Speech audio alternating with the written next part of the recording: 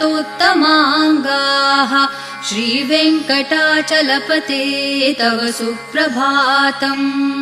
श्रीशेषशैलगरुडाचल वेङ्कटाद्रिनारायणाद्रिवृषभाद्रिवृषाद्रिमुख्याम् आख्याम् त्वदीयवसतेरनिशम् वदन्ति श्रीवेङ्कटाचलपते तव सुप्रभातम्।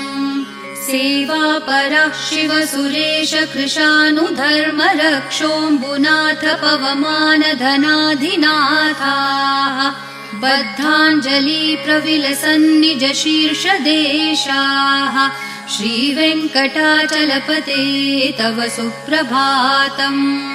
घाटेषु ते विहगराज मृगाधिराज नागाधिराज गजराज हयाधिराजाः स्वस्वाधिकार महिमाधिकम